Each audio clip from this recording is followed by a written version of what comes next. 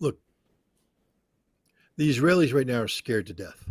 Scared to death. Um, they mobilized 360,000 reservists. Let's just put this in perspective. The vast majority of these people did their 2.5 years military service.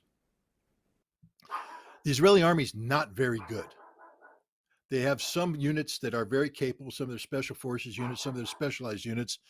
They have some technical units that are very good, but the mainstay, the infantry units, the armor units, they're not very good. And they have become even less good by being pulled back from conventional combat duties to policing duties in the West Bank. So most of these reservists spent their time walking the streets in the West Bank, learning how to break the arms of 10-year-old children, how to rough up 15-year-old girls, and how to belly shoot 60-year-old men. That's what they did.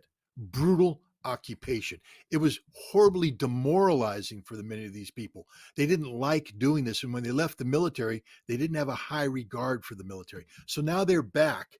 But this time they're being called upon to do something that nobody in Israel wants to do, go into Gaza. Why? Because in 2014, they went into Gaza and Hamas handed it to them. In 2006, they went up against Hezbollah and Hezbollah handed it to them. The Israeli army just isn't that good, and they're scared to death because Hamas is waiting for them. This is one giant ambush, and the Israeli intelligence is blind. They don't know where they are. They're going to have to go in there and probe, and as they probe, they're going to be blown up, ambushed, slaughtered, and they know this. The other thing that scares them is once they go into Gaza, they're going to be committed to that battle with the bulk of their reserves.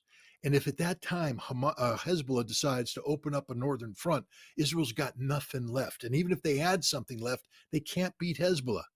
They can't beat Hezbollah. They know it. They've exercised it. Last year, Chariots of Fire. This year, Firm Hand. Those are the names of two major exercises where Israel tested its ability to fight a conflict against the Palestinians and Hamas in the West Bank and Hezbollah up north, and they can't do it. They don't have the resources to do it. Now you throw in Iran, and they're definitely screwed. So America is stepping in saying, hey, we're going to flex our muscle in an effort to deter Hezbollah and Iran from striking. It's not working. 2 aircraft carrier battle groups and an amphibious ready group with 2,000 Marines does not a war win.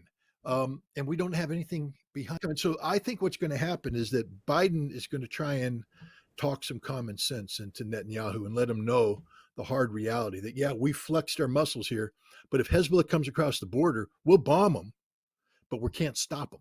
It's up to you. And if you can't stop them, you're screwed. And so you might want to think about coming up with a different solution than the one you're picking right now, a full-faced invasion. There's a lot of things go behind the scenes. The Israelis aren't as good as everybody thinks they are. They're very scared. Netanyahu's very weak. Remember how weak he was moving into this before the Hamas invasion. He was getting ready to collapse because of what he was doing with the judiciary and the reform, the rewriting of basic law. Hundreds of thousands of Israelis were in the streets. It's gotten worse for him because everybody's blaming. He was Mr. Security. I will protect you. I am the man. And look what happened. Nobody trusts him. There's a lot of Israeli talk going on, a lot of hot air coming out of the mouthpieces of Netanyahu's minions. None of it's backed up by reality. And the fact is, Israel's extraordinarily weak, extraordinarily exposed, extraordinarily scared, and America doesn't have a solution for them. And I guess is the template to look at what would happen to Israel, just look at Ukraine? It would be worse than that because Ukrainians right now don't have a place to run to.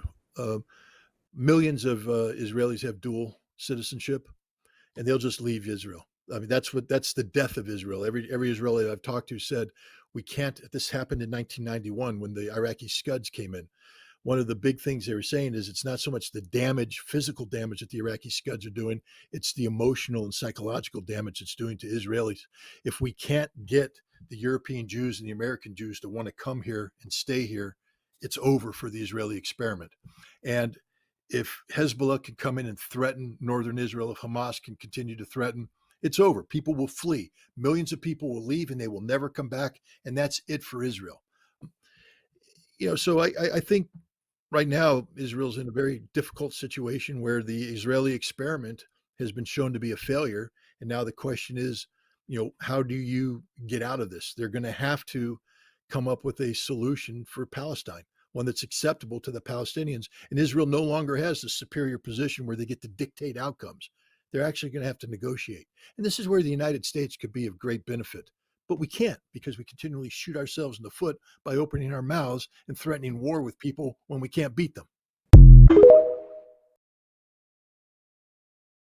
I think this is a really good analysis of the recent hospital massacre and Biden's visit to Israel by Norman Finkelstein, who is a scholar of Palestine and the Israeli apartheid. He says, number one, Hezbollah, which is in Lebanon, and Iran stated that unless Israeli attacks on civilians cease, they would intervene. After this, Israel panicked. They can carry out massacres against defenseless populations with the $3.8 billion in weapons that it gets from the U.S. every year, but it can't fight ground wars. It has dreaded a ground war in Gaza, let alone fighting the party of God, which is Hezbollah. Hezbollah has gotten pretty strong, largely in response to Israeli missile strikes that are frequently launched into Lebanon. Finkelstein says when Israel carried out the hospital massacre, it begged Biden to visit to protect it from a second front war. Because Hezbollah, Iran, and Syria can't do anything in Israel while Biden's there. They can't risk looking like they're trying to assassinate the U.S. president. So Biden agreed to visit and to lie about the attack if Israel agreed to cease its genocidal plan in Gaza and allow in some humanitarian aid. I think this is a very plausible series of events that he's laying out here. It makes sense that the Nord Stream pipeline bomber would want to protect the hospital bomber who he gives $3.8 billion a year. These guys should be tried at The Hague.